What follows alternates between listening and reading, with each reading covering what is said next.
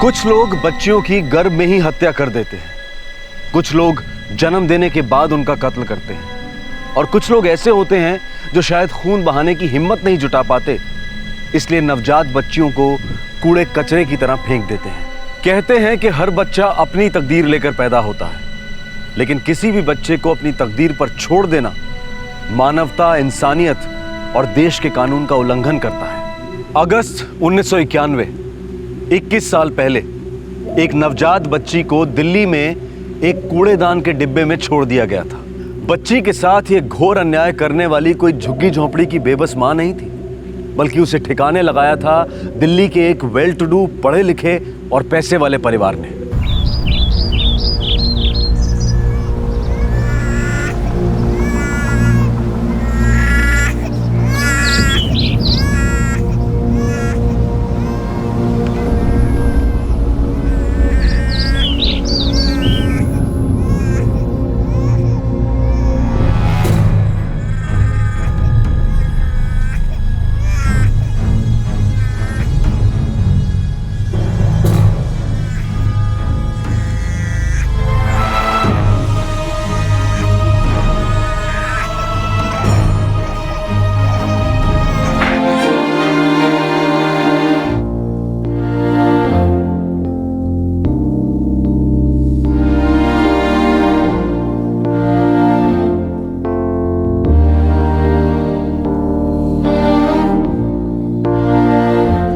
बेटा इसे ऐसे लगाते हैं, देखो, एक के ऊपर एक, ऐसे।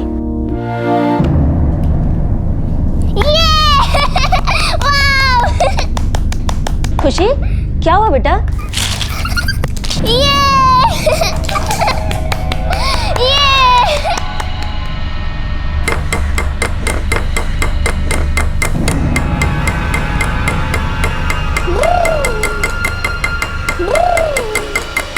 खुशी, क्या हो रहा है? चुपचाप खाना खाओ बेटा।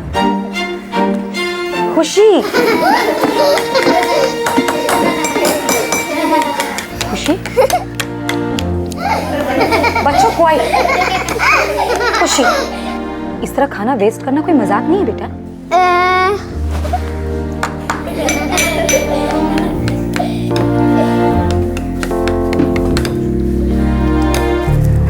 मदर, मुझे लगता है कुछ गड़बड़ है। 7 साल की बच्ची ऐसे क्यों पेश आ रही है? मैं डॉक्टर खुराना का अपॉइंटमेंट ले लेती हूँ। पैदा होते ही खुशी को एक कचरे के डिब्बे में फेंक दिया गया था। एक मिशनरी संस्था ने उसे अपना लिया और 7 साल के बाद यह पता चला कि खुशी को एक प्रॉब्लम है। एक ऐसी प्रॉब्लम जो ऊपरी तौर पर तुरंत पकड़ में नहीं आती। समस्या सिंपल लगती है, लेकिन उसका हल इतना सिंपल नहीं होता। बेटा खुशी, तुम चीजें फेंकती हो? क्या तुम गुस्सा हो? ना। तुम्हें अच्छा लगता है? हाँ। देखो बेटा, जब तुम कोई चीज फेंकती हो तो किसी को भी चोट लग सकती है ना? लग सकती है ना? चोट लग सकती है, लग सकती है, लग सकती है।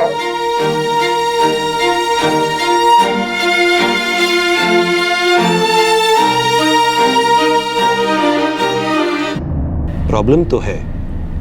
क्या हुआ है डॉक्टर? बच्ची की मेंटल डेवलपमेंट उतनी नहीं हो रही जितनी नॉर्मली होनी चाहिए। Oh my God. डॉक्टर, हमारी तरफ से कोई कमी रह गई है क्या? ना, प्रॉब्लम मेडिकल है। दरअसल ये बच्ची स्लो है, या यूं कह लो कि मेंटली चैलेंज्ड है। हम लोगों को ये बात एक्सेप्ट कर लेनी चाहिए कि उसकी इंप्रूवमेंट एक दायरे के अंदर ही हो सकती है। जब आप उसे लाए थे तब शायद आपने ये एक्सपेक्ट नहीं किया था, लेकिन जिस तरह से ये बच्ची पेश आ रही है, डिसऑर्डर काफी क्लियर है। उम्र तो 7 साल की है, लेकिन उसका दिमाग समझो 2 साल की बच्ची का है। डॉक्टर, क्या खुशी को यहाँ दूसरे बच्चों के साथ रख सकते हैं? मैं एडवाइस नहीं करूंगा, रिस्क है, दूसरे बच्चों के लिए भी और खुशी के लिए भी। चंडीगढ़ में एक हमारा होम है जो स्पेशल बच्चों के लिए, जो मेंटल चैलेंज फेस करते हैं। ये सही रहेगा। दरअसल उसके इम्प्रूवमेंट के चांसेस बढ़ेंगे। खुशी, वहाँ तुम्हारी बहुत अच्छे से देखभाल होगी। मैं मिलने आती रहूंगी तुमसे। मत तंग नहीं करना किसी को। दीदी, आप मेरे साथ आओ ना। नहीं बेटा, मैं तुम्हारे साथ नहीं आ सकती। क्यों? खुशी माय चाइल्ड, हम चाहते हैं कि हमारी खुशी खुश रहे। वहाँ हमारी खुशी को बहुत खुशी मिलेगी। God bless you my child.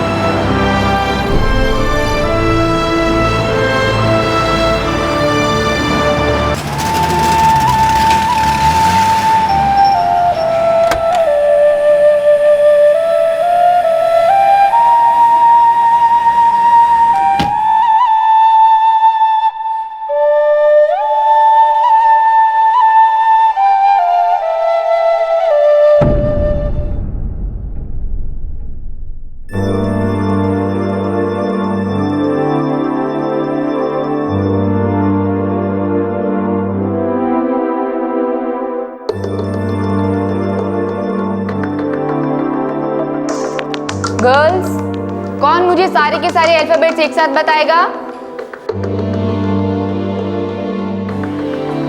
Come on girls, कोशिश करने वाले की कभी हार नहीं होती। कम ऑन, ट्राई तो करो। वेरी गुड, चलो शुरू करो। A B C E। सी और ई के बीच में एक और अल्फाबेट आता है, वो क्या है? A B C E। नहीं नहीं नीलम, खुशी तुम हमें बताओ, सी और ई के बीच में क्या आता है? F। नो नो खुशी, सी और ई के बीच में आता है डी। चलो अब तुम ई से बोलना शुरू करो। E A B। No no खुशी, E F G. E F G A B। Okay okay खुशी, तुम शुरू से ही बोलो। A B C D E।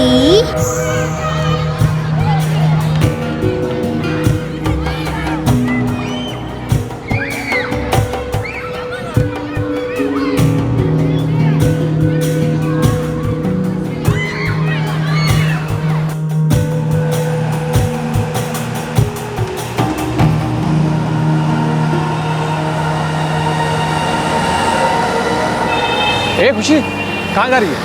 मुझे बाहर की कार देखनी है। बेटा तुम अकेले सड़क पार नहीं कर सकती, क्या?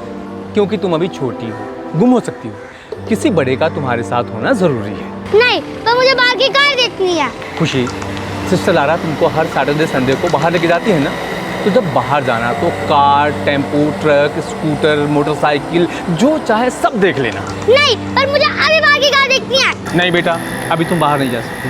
मैं जा सकती हूँ, मुझे जाने दो, मुझे कार की देखनी है। बेटा मैं तुम्हें बाहर जाने दूंगा ना, तो सिस्टर लारा मुझ पर गुस्सा करेंगी। अगर तुमने मुझे जाने दिया तो मैं तुमसे गुस्सा हो जाऊंगी। नहीं बेटा तुम बाहर नहीं जा सकती। चलो चलो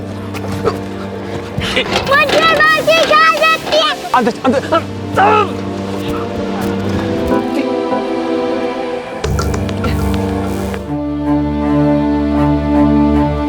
खुशी बेटा, वेरी बैड, तुमने जो किया वो बहुत गलत है।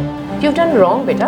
पर मुझे बाहर जाना था, वो मुझे बाहर जाने नहीं दे रहा था। खुशी, तुम अकेले बाहर नहीं जा सकती। क्यों? क्योंकि बाहर जाना सेफ नहीं है। सेफ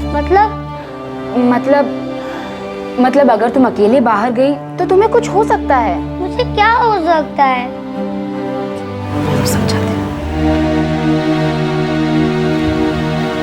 देखो खुशी बेटा, मुझे पता है कि तुम्हें बाहर जाना बहुत अच्छा लगता है। मैं सिस्टर लारा को बोलूंगी कि तुम्हें सैटरडे और संडे बहुत देर तक घुमाए। ओके? मुझे ना पार्क जाना है। हाँ, हम पार्क जाएंगे। वहाँ से कार्स देखने को मिलेंगी। ढेर सारी कार्स।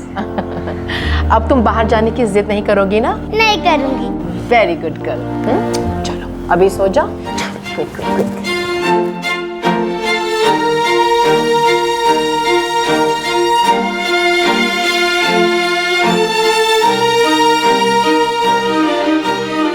खुशी को खुली हवा में घूमना बेहद पसंद था। खुशी अब 14 साल की हो चुकी थी, लेकिन उसका दिमाग एक 5 साल के बच्चे की तरह था। खुशी को पार्क में खेलने में बहुत मजा आता था। वो बार बार वहां जाना चाहती थी। चाइल्ड होम की दूसरी लड़कियों के साथ उसे वीकेंड्स पर वहां ले जाया जाता था, लेकिन खुशी वो वहां रोज जाना चाहती थी। सिक्योरिटी गार्ड के साथ हुई अनबन के दूसरे ही दिन खुशी अपनी जिद पूरी करने के लिए निकल पड़ी।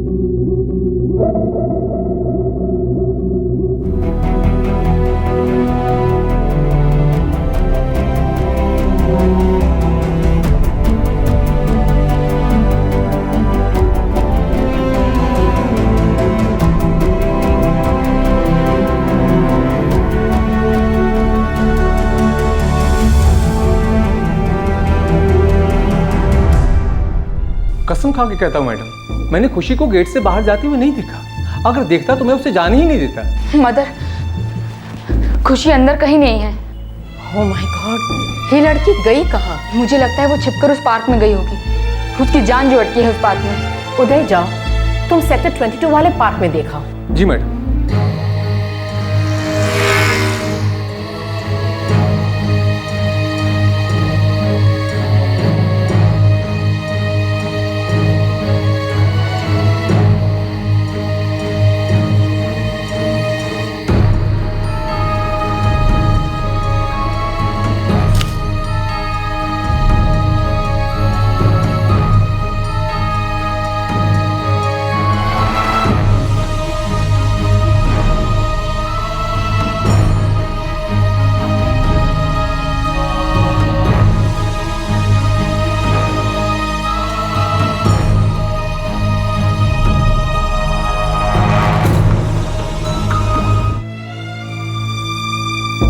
नहीं मैडम, पार्क में तो नहीं है।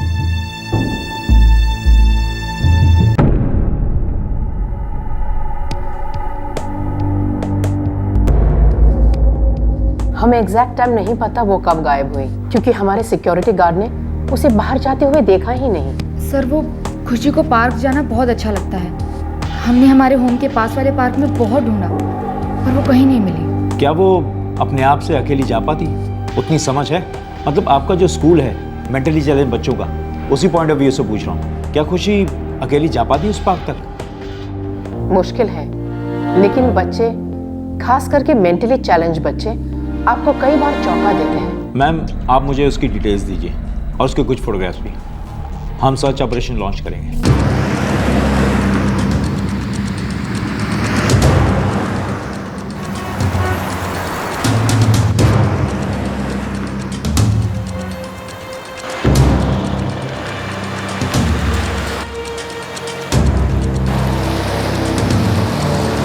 चंडीगढ़ पुलिस ने सारी रात खुशी को ढूंढा, लेकिन उसका कुछ पता नहीं चला।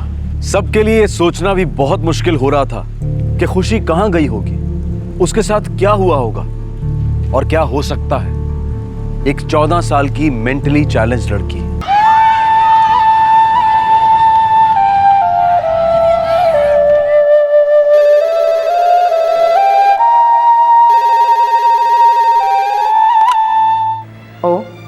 ओके, मैम हमसे जहाँ जहाँ हो सकता था उसे वहाँ ढूंढा है हमने। मैं समझ सकती हूँ ऑफिसर, लेकिन अगर वो वहाँ नहीं है तो कहीं और होगी ना। कुछ कहना मुश्किल है। अगर बच्ची नॉर्मल होती तो वो लोगों से कम्युनिकेट कर पाती। ऑफिसर, खुशी अगर नॉर्मल होती तो हमारे होम में नहीं होती। द फैक्ट रिमेन्स कि वो चैलेंज है और अब चैलेंज समझकर उसे ढूंढ निकालिए प्लीज़, कहीं देर ना हो जाए। मैं समझ सकता हूँ, आप फिक्र मत करिए, मेरी सर्च जारी रहेगी। Thank you officer and God bless you. क्या बोले वो नहीं मिली है अभी तक। मेरी ही गलती है। जब उस दिन इतना जिद कर रही थी तभी उसे पार्क लेकर चले जाना चाहिए था मुझे। नो सिस्टर लारा, गलती किसी की भी नहीं है। अगर उसके साथ कुछ भी बुरा हुआ ना मदर, तो मैं अपने आप को कभी माफ नहीं कर पाऊंगी। हम प्रे करते हैं कि हमारी खुशी जहाँ भी है सलामत रहे और जल्द से जल्द हमारे पास लौट आए।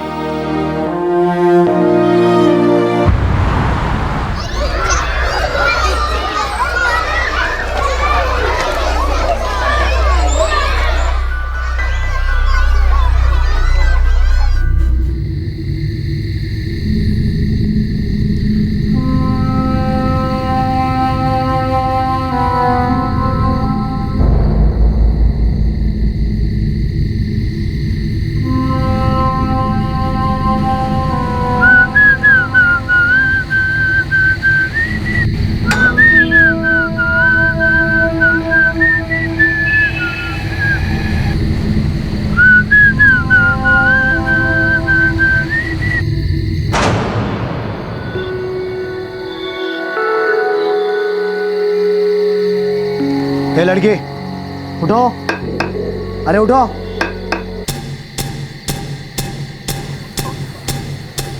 अरे मुझे क्यों उठाया? अभी तो वेकअप बेल भी नहीं बजी। लड़की ऐसे सो नहीं सकते यहाँ पर। क्यों? नहीं, मुझे सोने दो।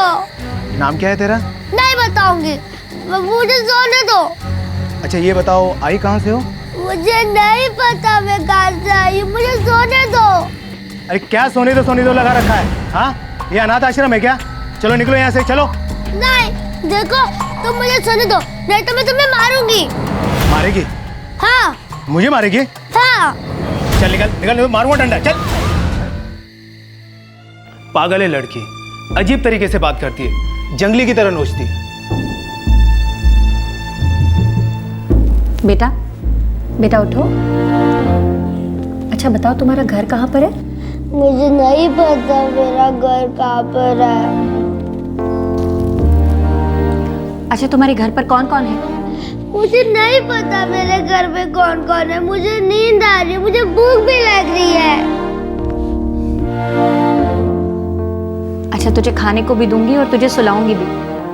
पहले ये तो बताओ कि तुम्हारा घर कहाँ है? मुझे नहीं पता मेरा घर कहाँ है, मुझे सोने दो।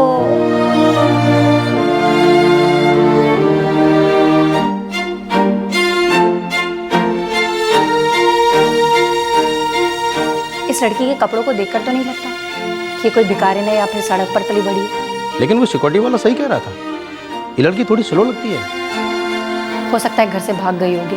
हो सकता है, पर हो सकता है कुछ और हुआ हो। किसी ने छोड़ दिया होगा जानबूझकर। इतनी बड़ी लड़की को ज्यादातर लोग ऐसी बच्चियों को छोटी उम्र में छोड़ दिया करते हैं। एक काम करते हैं, बड़े साहब से बात करते हैं, वही कोई ना कोई रास्ता निकालेंगे।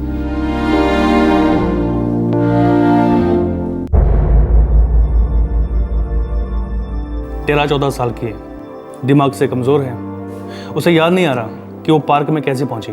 पर ये तो याद होगा ना कि वो पार्क में क्या कर रही थी। कहती है उसे पार्क बेहद पसंद है। दरअसल बच्चों की तरह बिहेव करती है। बोल रही थी जब अंधेरा हो गया तो नींद आने लगी और वो पार्क में ही सो गई। पार्क की सिक्योरिटी क्या कहती है? एक सिक्योरिटी का ड्यूटी पर था, पर उसका कहना यह है कि उसने भी तभी नोटिस किया जब अंधेरा हो गया, वो भी जब पार्क के बेंच पे सो रही थी। नारी निवास भेज देते हैं। हम उम्मीद करते हैं कि उसे कुछ ना कुछ तो याद आ जाए कि वो कौन है, कहाँ से आई है।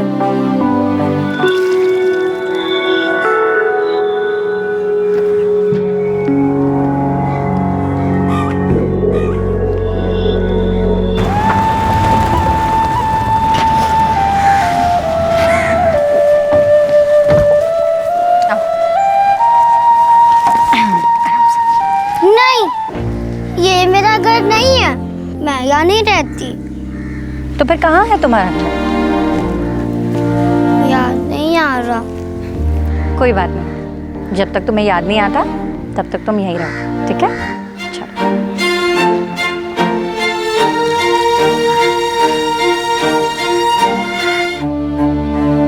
आजा, तुझे यहाँ कहाँ रहना है मैं तुझे दिखा देती हूँ। यह बगीचा मैदान भी है ना? है ना, बगीचा भी है, पेड़ पौधे भी हैं, सब कुछ है और ढेर सारे दोस्त भी बनेंगे तुम्हारे। आजा। अच्छा, ये कौन है? मुस्कान।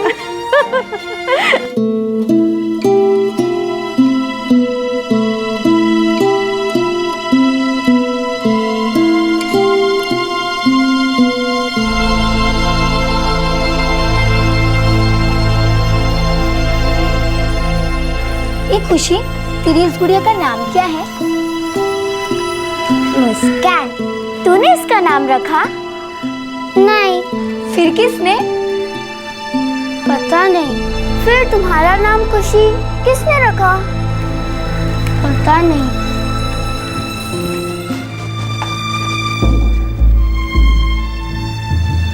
ओए कुड़ियों, आजकल देख रही हूँ बातें ज्यादा और काम कम हो रहा है। मुंह बंद कर, हाथ चलाओ। क्या कर रहे हो तुम दोनों? हाँ, जल्दी जल्दी करो। बीजी, बीजी, मुझे काम नहीं करना, मुझे पार्क में खेलने जाना है। देख खुशी, 2 बार की रोटी कमानी है ना, तो काम तो करना ही पड़ेगा। और तू बड़ी हो रही है, समझा कर। और ये खेलने वेलने से पेट नहीं भरेगा तेरा। हाँ, चल जा, बैठ जा और काम कर जा। पर बीजी, मुझे काम नहीं करना, मैं काम कल कर लूंगी, पर मुझे भी पार्क में खेलने जाना है। लेकिन रुक, ए हाथ चलाओ। हाँ, मुंह देख रही है, चल मेरे साथ आ।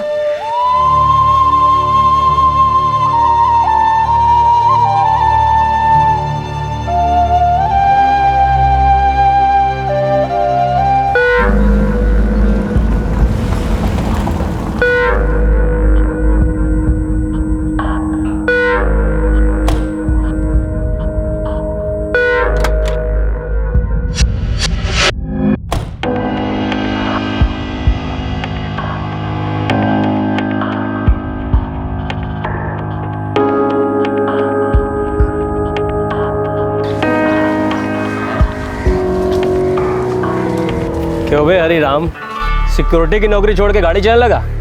भाई ऐश है तेरे? अरे नहीं यार, ऐसे किस्मत कहाँ, वो सूरज छुट्टी पर है ना, तो मैं ही ले आया मैडम को।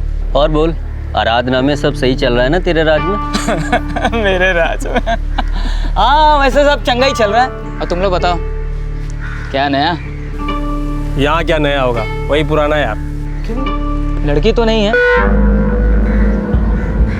हरिराम, ये लड़की दिखती है का दिमाग से ना एकदम बच्ची है। वो होते ना कम दिमाग के ढीले, उस तरह की। और नाम खुशी है इसका। अच्छा, सारा दिन गुड़िया के साथ खेलती रहती है बस। ये तो खुद गुड़िया लगती है, और मुझे तो एक कम दिमाग वाली मेंटल नहीं लगती।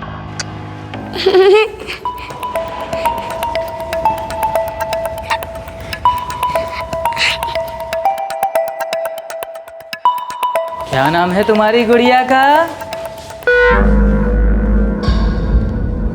मुस्कान। मुस्कान, बहुत प्यारा नाम है। बिल्कुल तुम्हारी तरह खूबसूरत दिखती है भी। लेकिन इसके बालों को क्या हो गया? हाँ, खराब हो गए ना? मुझे इसके बाल बनाने नहीं आते। कोई बात नहीं, मुझे आता है ना, मैं बना दूंगा। लाओ। हाँ, चलो पहले हम इसकी चोटी बनाते हैं। हाँ। ये देखो, ये बन गई 2-2 चोटी। ये देखो।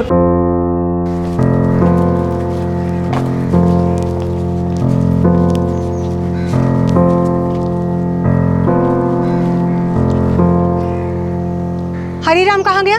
मैडम वो टॉयलेट गया है, अभी आ जाएगा थोड़ी देर में। बिल्कुल तुम्हारी तरह खूबसूरत दिखने लगी है। हरीराम, तुम्हारी आंखें जैसी खूबसूरत है। हरीराम, तू क्या कर रहा है यहाँ? कुछ भी तो नहीं, मैं तो बस इस गुड़िया के बालों को ठीक कर रहा था। देख हरीराम, आखिरी बार कह रही हूँ तुझसे, आइंदा से मेरी देखरेख की किसी भी लड़की से बात की ना तो ठीक नहीं होगा। कई बार कह चुकी हूँ तुझसे, अब और नहीं कहूंगी, चल निकल यहाँ से। लेकिन विमला जी, आप तो खामखा बिगड़ रही है। आखिर मैंने ऐसा क्या कर दिया? कमाल है। चलो कोई नहीं, आइंदा किसी से बात नहीं करूंगा। चलता।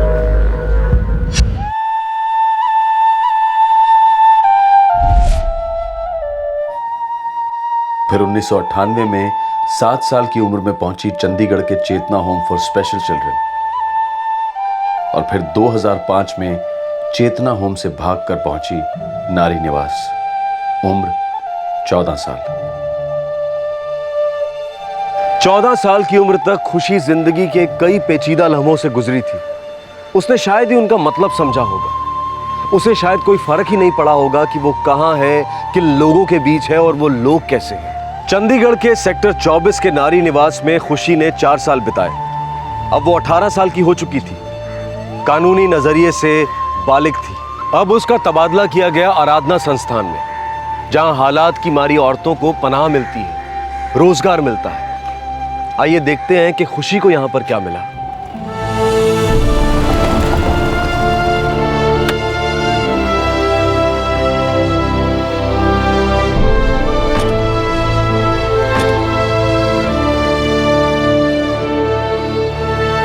खुशी, तेरा नया घर, आज से तू यहीं रहेगी। क्यों? क्योंकि तू अब बड़ी हो गई है खुशी। यहाँ मुझे खेलने देंगे ना? यहाँ बगीचे हैं? क्यों नहीं, यहाँ पे सब तेरी जान पहचान के हैं। वो देख, हरिराम, जानती है ना उसे? यहाँ एक सुरेश भी है, तेरी खूब जमेगी उसके साथ। देख वो रहा। अरे खुशी, कैसी है? अब तो हम रोज मिलेंगे। चल अंदर चल।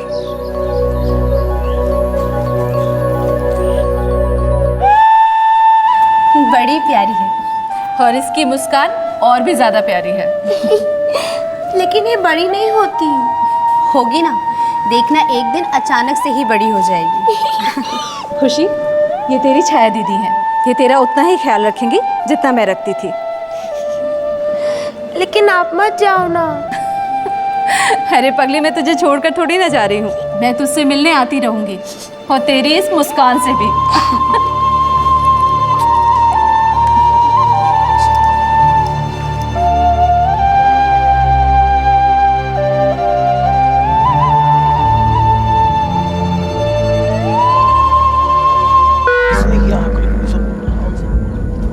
ए हरिराम, 600 रुपए बाकी हैं तेरे अभी। दे दूंगा ना, कहाँ भागा जा रहा हूँ? ओए, तू भागे नहीं जा रहा है, लेकिन मेरा घर भी नहीं चल रहा है। छोटे छोटे बच्चे हैं मेरे। सीधे से पैसे निकाल या करूँ कोई तेरा इंतजाम। ये लो, 200 रुपए है, बाकी के 400 दे दूंगा आजकल। आजकल में? हाँ, बात परसों तक नहीं जानी चाहिए, वरना तेरी खैर नहीं है। चल रामदीन। यार सुरेश, इस औरत में और अपनी छाया में कितना फर्क है ना। इसको जब भी देखो तब भौंकती रहती है, और अपनी छाया बेचारी एकदम का है, कभी झिकझिक नहीं करती। वो तो मीठी छुरी है।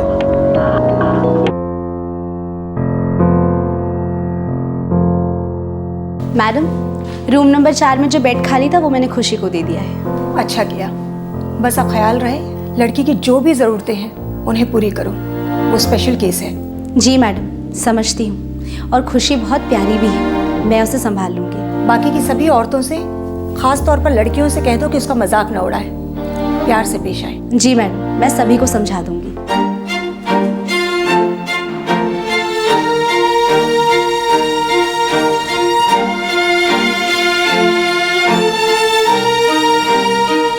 ए, नाम क्या है तेरा?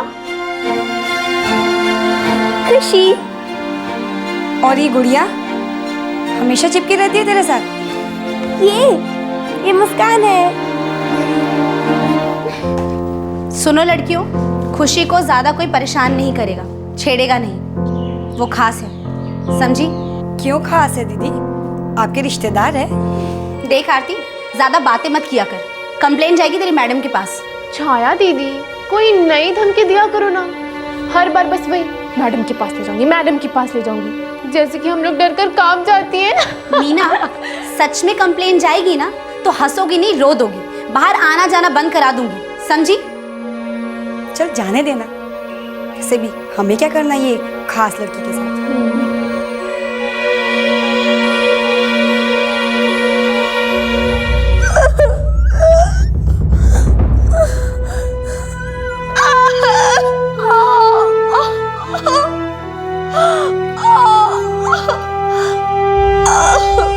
छाया दीदी, आपकी वो खास है ना खुशी, वो रो रही है। क्यों?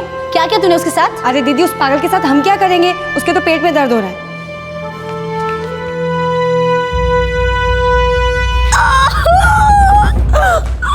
क्या हुआ खुशी? बहुत दुख रहा है। मैं तुम्हारे लिए दवाई लेके आती हूँ, आराम मिलेगा तुम्हें उससे। रोना नहीं, ठीक है? मैं अभी आती हूँ।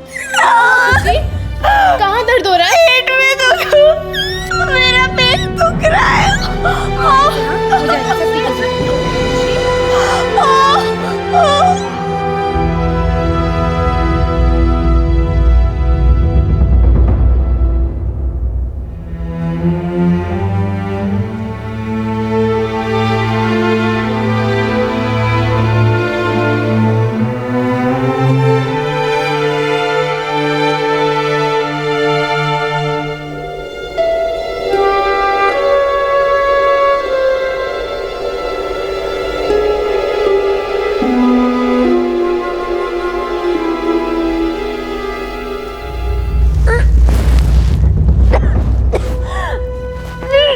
खुशी, खुशी ये क्या?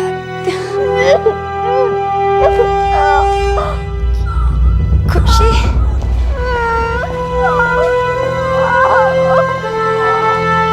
क्या हुआ? मैडम वो खुशी खुशी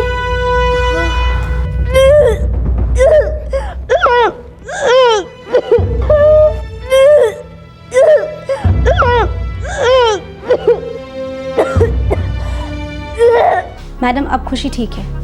ये सब क्या हो रहा है छाया? 3 दिन से लड़की की हालत खस्ता है और तुमने अब तक डॉक्टर नहीं बुलाया? मैडम, ऐसा भी कुछ नहीं हुआ है। महीने के वो दिन है, दर्द संभाल नहीं पाती, धीरे धीरे सीख जाएगी। फिर भी इतना दर्द है तो कुछ तो प्रॉब्लम होगी, मुझे बुला लिया होता। जोर से सांस लो, एक बार और।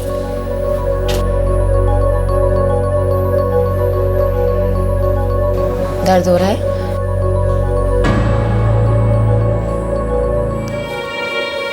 लक्ष्मी जी, मेरी राय में एक बार पूरा चेकअप करवा लेना चाहिए। फूड पॉइजनिंग भी हो सकती है। अब छाया कह रही है कि 3 दिन से दवाई चल रही है पर ये रिस्पॉन्ड नहीं कर रहे।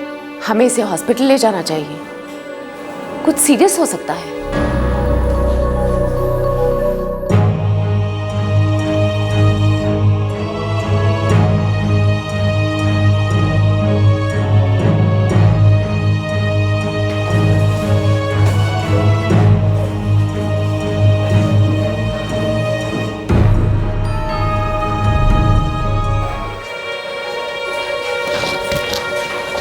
डॉक्टर सीमा, क्या बात है? वो पेट का दर्द नहीं है। फिर? She is pregnant. प्रेग्नेंट? पर कैसे? ठीक से चेकअप तो करवाया ना? I mean, कोई गलत रिपोर्ट तो नहीं निकली? सोनोग्राफी के दौरान मैं वहीं बैठी थी लक्ष्मी जी। खुशी प्रेग्नेंट है। प्रेग्नेंट? पर कैसे? ठीक से चेकअप तो करवाया ना? I mean, कोई गलत रिपोर्ट तो नहीं निकली? सोनोग्राफी के दौरान मैं वहीं बैठी थी लक्ष्मी जी। खुशी प्रेग्नेंट है।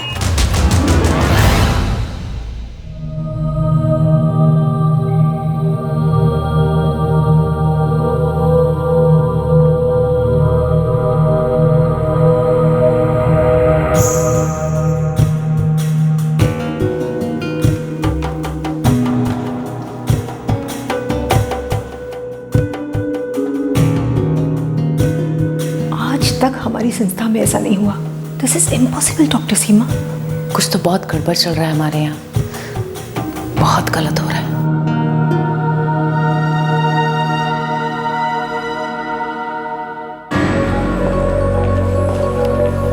मैडम, मुझे तो कुछ समझ में नहीं आ रहा है। छाया, हमारी संस्था पर बहुत बड़ा धब्बा लगा है और सबसे दुख की बात तो ये है कि ये खुशी जैसी लड़की के साथ हुआ है। जिसे पता ही नहीं कि उसके साथ क्या हुआ है। लेकिन जो भी हुआ है आप लोगों की जानकारी के बिना हो ही नहीं सकता था। मैडम जी, हम लोगों को इस कांड के बारे में कुछ भी नहीं मालूम, सच में। अगर ये सच है कि आप लोगों को कुछ नहीं मालूम, तो एक और सच ये भी है कि किसी को तो पता है, खास तौर पर जिसने ये हरकत की है। और मुझे पूरा भरोसा है कि पुलिस उस तक जरूर पहुंचेगी।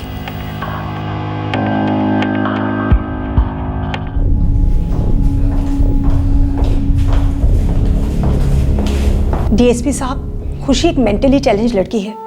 उसे तो पता भी नहीं चला होगा कि उसके साथ क्या हो रहा है। किसी ने उसकी दिमागी हालत का फायदा उठाया है। डॉक्टर लक्ष्मी, ये तो बहुत सीरियस मामला है। सीरियस ही नहीं डीएसपी साहब, शर्मनाक भी। जब तक गुनहगार का पता नहीं चल जाता, मैं चैन से नहीं सो पाऊंगी। एक तो ये खुशी जैसी लड़की के साथ हुआ है, ऊपर से हमारी संस्था में हुआ है। क्या पता ऐसी और लड़कियां होंगी जो शिकार हुई होंगी और बोलने से डर रही हैं। जी, पॉसिबिलिटी है कि ये सिंगल आइसोलेटेड केस नहीं है। हम इस केस की तह तक जाएंगे और हमें सारे जवाब वहीं से मिलेंगे। फिलहाल मैं एक लेडी ऑफिसर को इस केस में डिप्यूट कर रहा हूँ। Thank you very much sir.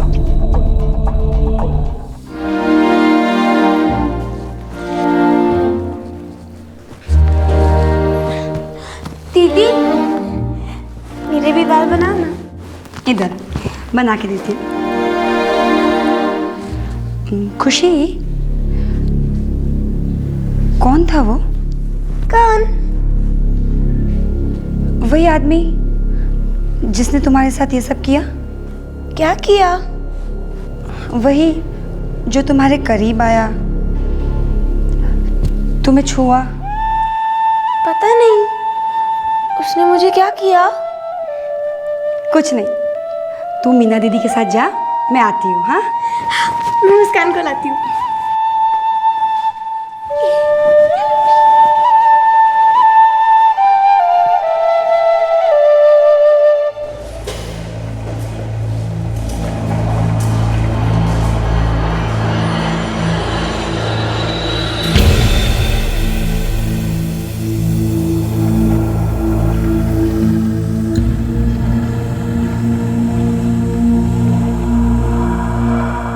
Madam, मैंने तो उससे पूछने की पूरी कोशिश की, लेकिन बस वो एक ही बात कहती है कि उसे कुछ नहीं मालूम।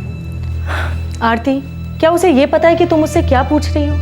यहाँ पर हम लोग किस बारे में बात कर रहे हैं? मैडम, मुझे नहीं लगता कि उसे कुछ भी पता है। ठीक है आरती, तुम जा सकते हो। डॉक्टर लक्ष्मी, खुशी की जो अभी मेंटल कंडीशन है, उससे ये बात साफ है कि मेंटली खुशी अभी एक बच्ची है। उसको इस बात का एहसास भी नहीं है कि किसी ने उसे फिजिकली अब्यूज किया है, और शायद वो इन सारी चीज़ों को बहुत ही नॉर्मल समझ रही है। तो कल्प्रिट को पहचानना उसके लिए थोड़ा मुश्किल होगा। तो फिर आप हर एक स्टाफ से क्वेश्चन कीजिए ऑफिसर। क्वेश्चनिंग तो सबसे ही होगी, लेकिन उससे पहले हमें खुशी से बात करनी पड़ेगी। उसे हमें ये समझाना होगा कि ह्यूमन सेक्सुअलिटी क्या होती है। बहुत ही प्यार से, बहुत ही आराम से उसको ये बताना होगा कि सही टच और गलत टच क्या होता है। मैं कल खुशी को लेकर डॉक्टर सीमा के पास जा रही हूँ। उसका चेकअप करना है। डॉक्टर सीमा एक बहुत अच्छी काउंसलर भी है। वो ये काम अच्छी तरह से कर सकेंगे। वो सबसे अच्छा होगा। खुशी की काउंसलिंग के बाद शायद खुशी हमें कोई लीड दे सके, और शायद हमें ये पता चल सके कि आपके संस्था में चार दीवारी के बीच में इतना बड़ा क्राइम किसने किया और कैसे हुआ।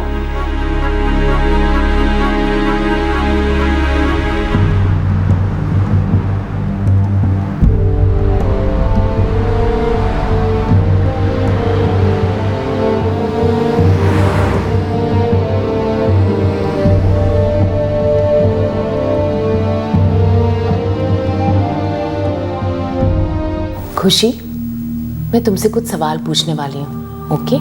सवाल? कैसे सवाल? सीधे से है। जवाब जानती हो तो दे देना, हाँ या ना में। ठीक है? ठीक है। Very good.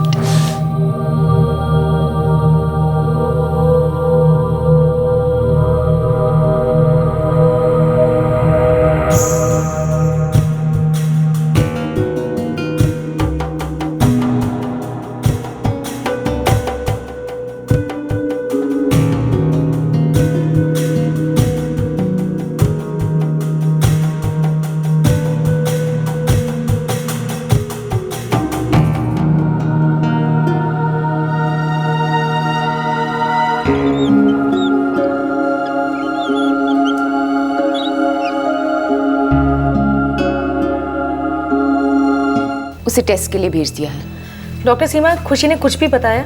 किसी का नाम लिया उसने? उससे नाम बुलवाना काफ़ी मुश्किल है, पर हाँ, मैंने उसे शारीरिक संबंधों के बारे में बताया, ज़बरदस्ती के बारे में बताया। वो सब बातें समझ गई, लेकिन क्या? लेकिन उसको ये सब कुछ मानो कोई खेल लगता है। उसे इसकी सीरियसनेस समझ में नहीं आती। क्या खुशी ने एक भी आदमी का नाम बताया जिसने उसे मॉलेस्ट किया हो या फिर रेप किया हो? वो कोई नाम नहीं ले रही, पर हाँ, जब मैंने उसे शारीरिक संबंधों के बारे में बताया तो उसने कहा कि एक नहीं बल्कि कई मर्दों ने उसके साथ ये किया था। डॉक्टर लक्ष्मी, ये बहुत ही शॉकिंग बात है।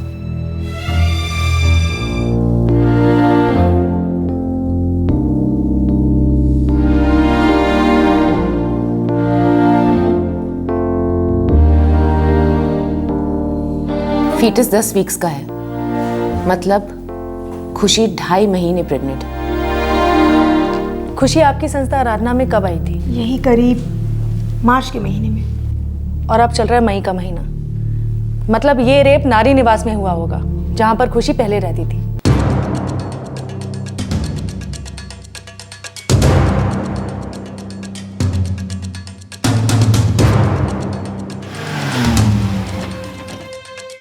एक तरफ इन्वेस्टिगेशन खुशी के गुनहगारों को पकड़ने की कोशिश में आगे बढ़ रही थी, पर दूसरी तरफ एक बहुत बड़ी चिंता सबको खाए जा रही थी कि एक 18 साल की मेंटली चैलेंज लड़की मां बनने वाली थी। क्या यह सही था कि खुशी पर इतनी बड़ी जिम्मेदारी डाली जाए, जबकि उसे एक नॉर्मल औरत की तरह मां बनने का मतलब भी नहीं पता था? लक्ष्मी जी, मैं इस प्रेगनेंसी के खिलाफ हूँ। खुशी बच्चा जनने के लिए रेडी नहीं है।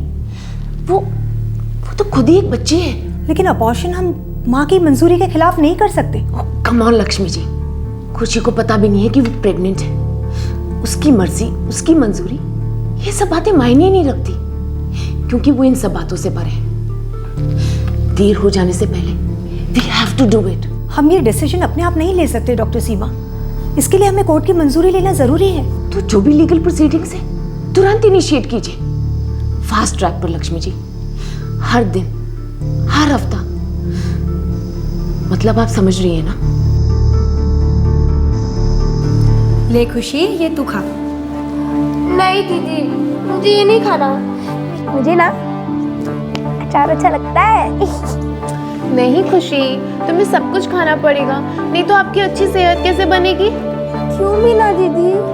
क्योंकि तू देख खुशी, तेरे हर क्यों का जवाब नहीं है हम लोगों के पास। मेरे हर क्यों का जवाब क्यों नहीं है आपके पास? क्योंकि तुमसे जीतना बिल्कुल नामुमकिन है, इसलिए। भारती दीदी, मीना दीदी, हम खाना खाने के बाद खेलने जाए? ये क्या कह रही हैं आप? मुझे इसके बारे में कुछ नहीं पता। आराधना भेजे जाने से पहले खुशी नारी निवास में 4 साल तक तुम्हारी देखरेख में थी, और तुम्हारी सहमति और रजामंदी के बगैर ये हो ही नहीं सकता कि कोई भी मर्द उसे छू भी ले। और नारी निवास में सिर्फ 2 ही पुरुष कर्मचारी काम करते हैं। देखो, तुम लोग यहाँ पर सालों से काम कर रहे हो, मुझे पूरा यकीन है कि तुम लोग को कुछ ना कुछ जरूर पता होगा। जल्दी बता दो, तुम्हारी सेहत के लिए अच्छा होगा। देखिए मैडम जी, मुझे इसके बारे में कुछ नहीं पता, मैं सच्ची कह रही हूँ। मतलब तुम गुंगी, बहरी और अंधी हो।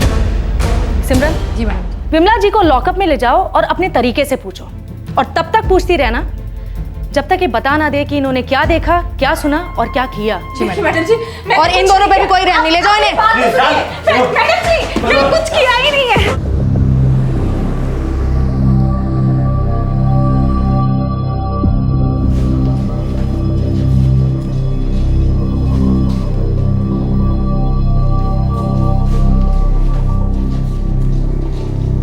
सर, हमें इस मामले पर जल्द से जल्द फैसला चाहिए। मुझे 1 दिन चाहिए होगा इस केस को स्टडी करने के लिए। Thank you sir. मैडम जी, वो तीनों को लेके अलग से उबाला, और रामदीन सबसे पहले पिघल गया। ले साले नू। मैडम जी, मैं कबूल करता हूँ कि मैंने खुशी के साथ एक बार। मैडम जी, वो कर दिया काम।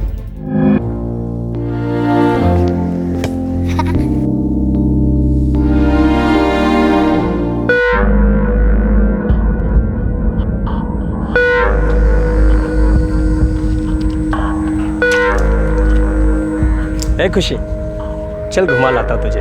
चल बड़े पार्क ले चलता हूँ। बड़ी पार्क में? क्यों नहीं जाना? ठीक है फिर मैं किसी और को ले जाता हूँ। नहीं नहीं नहीं नहीं, मुझे बड़े बाग जाना है। तो चल, लेकिन सुन, किसी को बताना मत। बड़े पार्क में जाएंगे, वहाँ पे आइसक्रीम खाएंगे। और क्या क्या पसंद है तुझे? झूला झूलना। चल झूला झूलेंगे। रब दी सौ मैडम जी, लेकिन मैं इस काम में अकेला नहीं था। साले, हर एक कुत्ते का नाम दस मैनू। मैडम जी, एक कुलवंत था, वो नारी निवास का सिक्योरिटी वाला। और मैडम जी हरिराम, वो आराधना का सिक्योरिटी गार्ड। जी मैडम जी, और वो सुरेश भी था, आराधना का ड्राइवर। साले, तुम चारों मिलके साजिश में शामिल थे और किसी को कानो कान खबर ही नहीं थी। इन मुजरिमों में से एक ने पुलिस इंटेरोगेशन के सामने अपने घुटने टेक दिए और बाकी मुजरिमों के नाम सामने आए। इन 4 मर्दों ने मिलकर एक 18 साल की मेंटली चैलेंज लड़की को सेक्सुअली एक्सप्लॉइट किया था, उसका रेप किया था। और ये बात उस लड़की की समझ में भी नहीं आई कि उसके साथ क्या हुआ है। पर अब सवाल यह था कि यह कैसे मुमकिन हुआ था। ये चारों 2 अलग अलग सरकारी संस्थाओं के मुलाजिम थे, जहां पर जरूरतमंद महिलाओं को सहारा मिलता है। ऐसे माहौल में इतनी बड़ी वारदात बिना और लोगों के शामिल हुए हो ही नहीं सकती थी। तो कौन थे ये लोग जिन्होंने खुशी के साथ हुए अत्याचार में मदद की थी?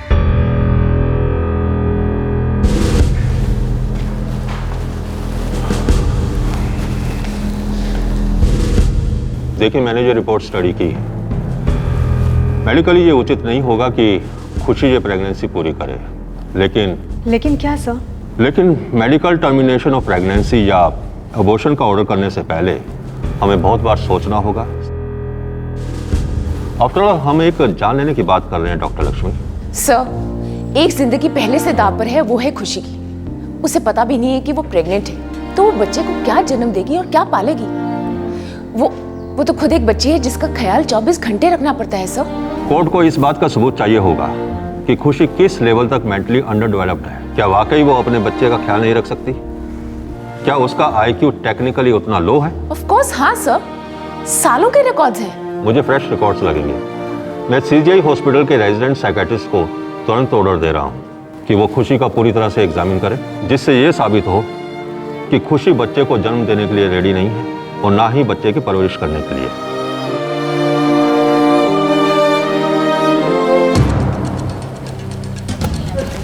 क्या चल रहा है?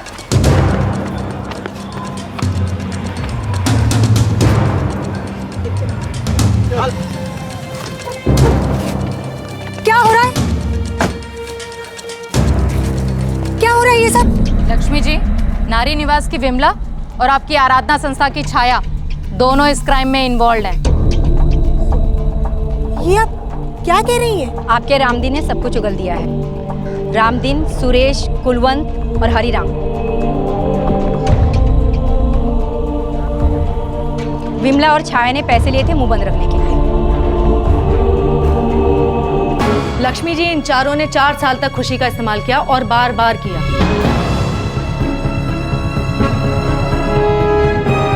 बड़े ही दुख की बात है और शर्म की भी कि दोनों ऑर्गेनाइजेशंस की केयरटेकर विमला नारी निवास से और छाया आराधना से उस लड़की को इन हैवानों के पास खुद ही ले जाती थी, और जब वो चारों उसका बलात्कार कर रहे होते थे तो मुंह फेर लेती थी। और तो और ये दोनों खुशी के बदन से पैसे भी कमा रही थी।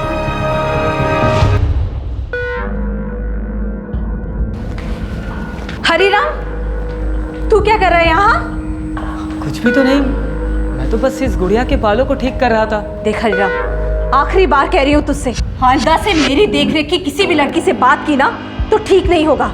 आइंदा किसी से बात नहीं करूंगा। चलता। ओए, क्या कर रहा था तू यहाँ? बोल, क्या कर रहा था? कुछ भी तो नहीं। ओए, कल की पैदाइश नहीं है मेरी और ना ही उस मेंटल की तरह ढीली हूँ। करूँ तेरी रिपोर्ट लक्ष्मी मैडम से, छुड़वा दूँ तेरी नौकरी? ओए, चुप होए। चुप रहने के 100 रुपए लगेंगे, निकाल। अभी नहीं है, कल दे दूंगा। आइंदा से जेब में रख कर घूमा कर। आज से हफ्ते के हफ्ते मेरे हाथ में नोट नहीं थमाया ना तो डूब गया काम से। और ये सरकारी नौकरी ना बार बार नहीं मिलती। चल निकल यहाँ से। देखो, मुझे मालूम है रामदीन और कुलवंत के खाते चलते तुम्हारे साथ। मेरा भी शुरू कर दो, सब खुश। इन लोगों में पैसों की लेन देन बराबर हो रही थी। ए हरीराम, 600 रुपए बाकी हैं तेरे अभी। दे दूंगा ना, कहाँ भागा जा रहा हूँ। ओए, तू भागे नहीं जा रहा है, लेकिन मेरा घर भी नहीं चल रहा है। छोटे छोटे बच्चे हैं मेरे, सीधे से पैसे निकाल या करूँ कोई तेरा इंतजाम। ये लो, 200 रुपए है, बाकी के 400 दे दूंगा आजकल। आजकल में हाँ, बात परसों तक नहीं जानी चाहिए, वरना तेरी खैर नहीं है। यार सुरेश, इस औरत में और अपनी छाया में कितना फर्क है ना। इसको जब भी देखो तब भौंकती रहती है, और अपनी छाया बेचारी एकदम गाय, कभी झिकझिक नहीं करती। वो तो मीठी छुरी है। और विमला के साथ ये छाया भी शामिल थी इस रैकेट में, दोनों मिलकर पैसे बना रही थी। और ये चारों मर्द उस बेचारी मेंटली चैलेंज लड़की का सेक्सुअल एक्सप्लॉयटेशन कर रहे थे। मैडम जी,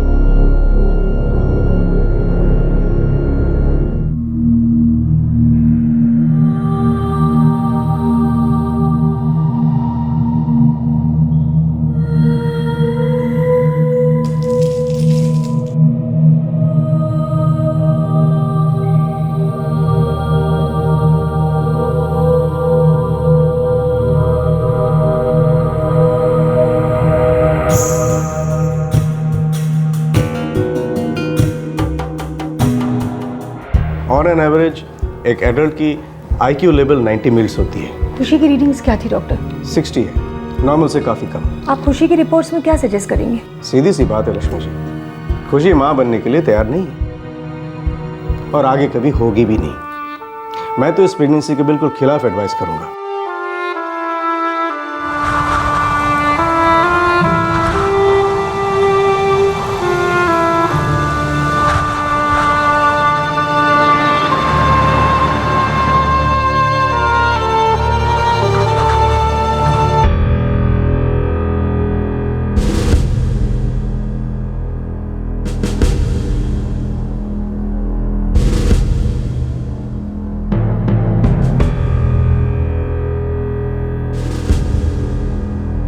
अदालत ने खुशी की प्रेगनेंसी को टर्मिनेट करने की सैंक्शन दे दी।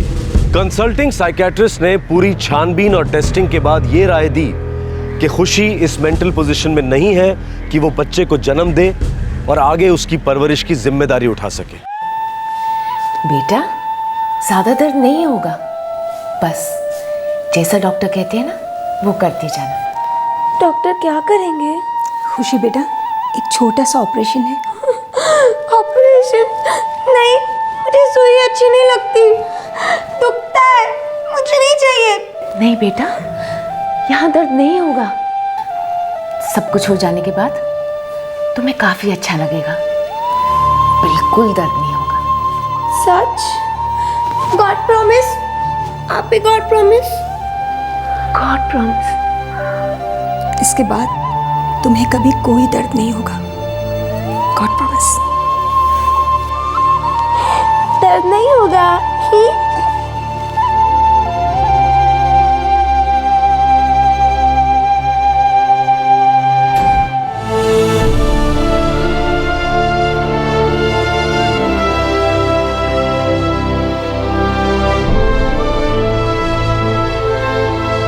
हाई कोर्ट ने खुशी के पेट में पल रहे फीटस के अबॉर्शन का सैंक्शन दे दिया था। ये न्यूज रिपोर्ट एक सोशल वर्कर वकील तक पहुंची और उन्हें लगा कि सिर्फ मेडिकल रिपोर्ट्स के बेसिस पर यह फैसला करना बहुत गलत होगा। उन्हें लगा कि खुशी की रजामंदी के बिना यह अबॉर्शन नहीं होना चाहिए। हाई कोर्ट के इस फैसले के खिलाफ उन्होंने सुप्रीम कोर्ट के दरवाजे पर दस्तक दी।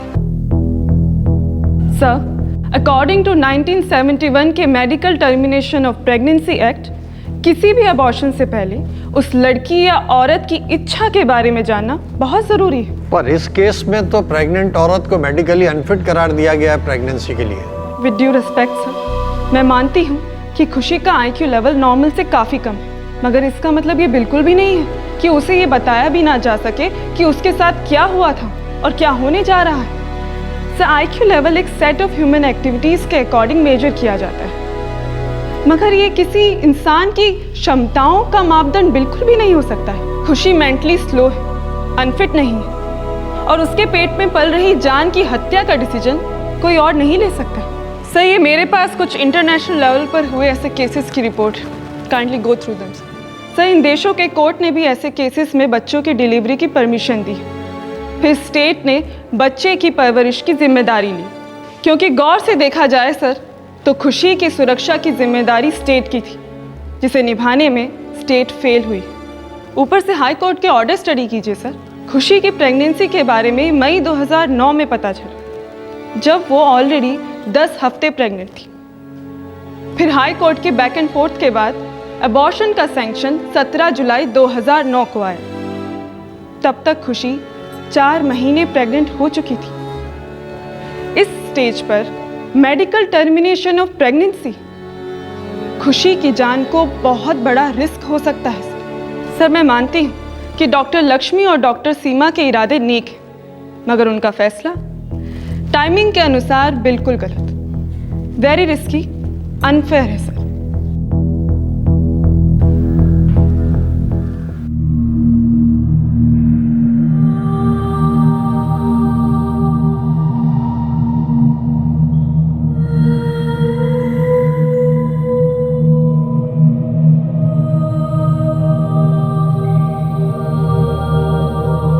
मुझे लगता है सीमा, हमें खुशी से बात करनी होगी। क्या बात करेंगे? उससे क्या फायदा होगा लक्ष्मी जी? सीमा, उसे बताना होगा कि वो माँ बनने वाली है, उसे प्रिपेयर करना होगा। सुप्रीम कोर्ट के ऑर्डर्स आते आते प्रेगनेंसी काफी एडवांस होगी, अबॉर्शन का तो कोई ऑप्शन ही नहीं रहा। अब कुछ भी हो सीमा, हमें उसे तैयार करना होगा माँ बनने के लिए। इस लड़की की असली गुनहगार तो हम ही हैं लक्ष्मी जी। ये लड़की हमारी देखरेख में थी और हमारी नाक के नीचे उसके साथ ऐसा हुआ। मैं अग्री करती हूँ सीमा, हम लोग टोटली निर्दोष नहीं हैं, लेकिन ये वक्त इन बातों के लिए नहीं है। हमें देखना है कि हम खुशी के लिए आगे और क्या कर सकते हैं। हमारी जिम्मेदारियां बढ़ने वाली हैं और इस बार हम कोई चूक नहीं होने देंगे। कुछ महसूस हो रहा है तुम्हारे अंदर? कुछ पल रहा है, कुछ बढ़ रहा है? हाँ, लेकिन सब मुझे मोटी मोटी बोलेंगे। खुशी बेटा, तुम्हारे अंदर एक छोटा सा बेबी है, एक बच्चा है। बेबी? बेबी है? मुस्कान बेबी है? बहुत छोटा है इस वक्त, बिल्कुल मुस्कान के जैसा। तुम्हारा बच्चा तुम्हारे पेट में है? पेट में बेबी है? मुस्कान जैसा बेबी? सच? सच।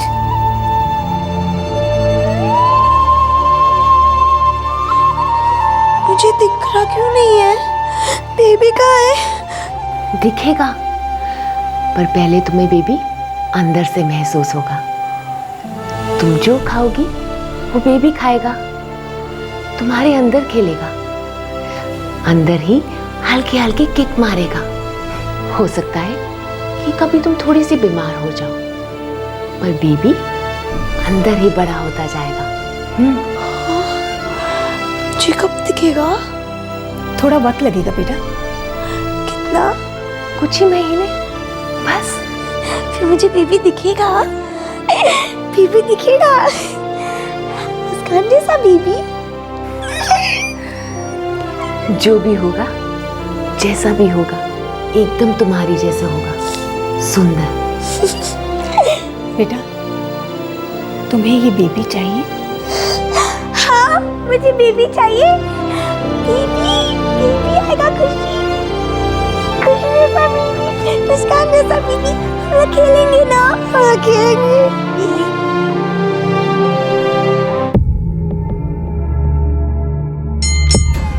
जी मैडम जी, चारों के ब्लड सैंपल्स ले लो। हरिराम, सुरेश, रामदीन और कुलवंत। जी मैडम जी, लेकिन पूछ सकती हूँ क्यों? कोर्ट से ऑर्डर आया है, खुशी बच्चा जनेगी।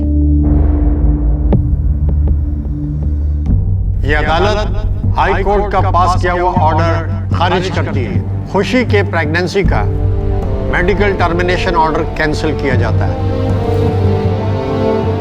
ये अदालत आराधना संस्थान और नारी निवास दोनों को ये ऑर्डर देती है कि खुशी की देखभाल अच्छी तरह से की जाए, उसे अच्छी से अच्छी मेडिकल फैसिलिटी प्रोवाइड की जाए ताकि डिलीवरी ठीक से हो सके।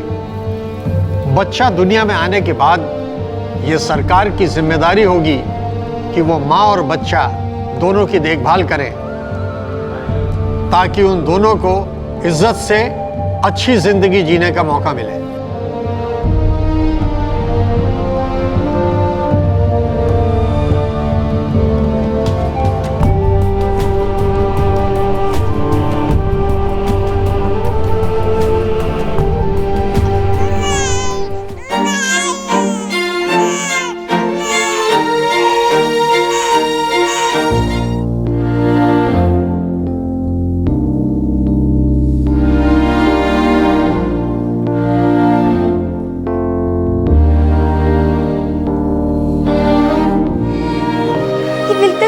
जैसी दिखती है ना?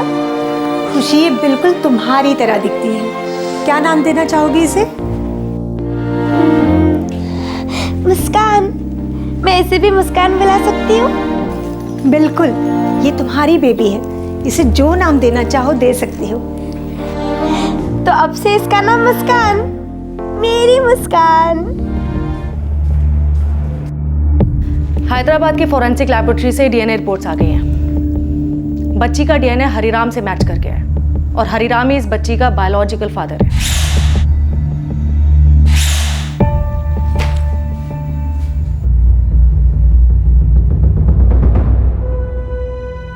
ये अदालत विमला, छाया, रामदीन, सुरेश, कुलवंत और हरिराम इन सभी को खुशी का शोषण करने के केस में गुनहगार मानती है।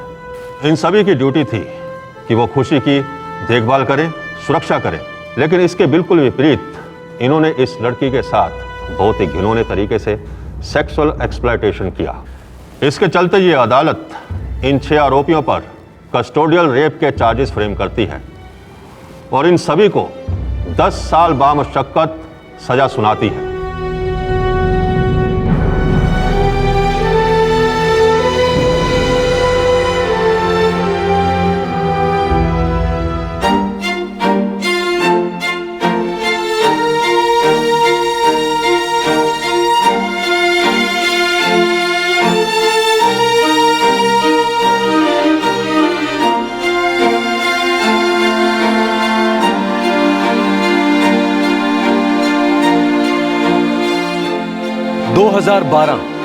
मुस्कान अब 2.5 साल की हो चुकी है और मेडिकली वो पूरी तरह से नॉर्मल पाई गई है। मुस्कान के जन्म के बाद खुशी की भी मेंटल ग्रोथ हो रही है। वो अपनी बच्ची से बहुत प्यार करती है। माँ और बेटी की देखभाल आराधना संस्थान कर रहा है। क्राइम पेट्रोल उन तमाम चैरिटेबल ऑर्गेनाइजेशंस को सल्यूट करता है जो उन बच्चों को गोद लेकर एक महान काम कर रहे हैं जिनके माँ बाप उन्हें मरने के लिए छोड़ देते हैं। ये संस्थाएं इंसानियत की जोत जलाए रखती है। 2 सरकारी संस्थाओं में खुशी के साथ जो हुआ वो बेहद शॉकिंग है, लेकिन दाद देनी होगी डॉक्टर लक्ष्मी संथानम और डॉक्टर सीमा पांडे की और उस महिला एडवोकेट की भी जिन्होंने सही वक्त पर दखल देकर इस मामले को सुप्रीम कोर्ट के सामने पेश किया। डॉक्टर लक्ष्मी ने प्रण लिया था कि वो मुजरिमों को पकड़वा कर रहेंगी, इसीलिए उन्होंने पुलिस कंप्लेंट फाइल की और बात आगे बढ़ी। ये कदम सराहनीय है कि एक संस्था के मुखिया ने अपनी ही संस्था में जन्मी गंदगी को साफ करने के लिए बहादुरी से कदम आगे बढ़ाए। ये केस एक दस्तक है ऐसी सभी ऑर्गेनाइजेशंस के हेड्स के लिए, फिर चाहे वो प्राइवेट हो या सरकारी, कि अगर आपकी ऑर्गेनाइजेशन में, आपकी संस्था में कुछ गलत हो रहा हो, बड़ी से बड़ी गलतियां हो रही हो, तो उनका सामना कीजिए, उन्हें सुधारने की कोशिश कीजिए, क्योंकि सच को छुपाने से झूठ की बदबू बर्दाश्त के बाहर चली जाती है। गलती निचले लेवल पर हुई हो या किसी भी लेवल पर, और शायद संस्था के अध्यक्ष को इसके बारे में पता भी ना चले, लेकिन पता चलने पर जो रवैया अपनाया जाता है वो अग्नि परीक्षा होती है उस अध्यक्ष, उस मुखिया की कि वो किस मिट्टी का बना है। आपसे फिर मुलाकात होगी क्राइम पेट्रोल दस्तक के एक और एपिसोड में, जहां बयां होगी जुर्म की एक और कहानी। इस तरह के और भी एपिसोड देखने के लिए हमारे चैनल को सब्सक्राइब करें और बेल आइकन दबाना ना भूलें।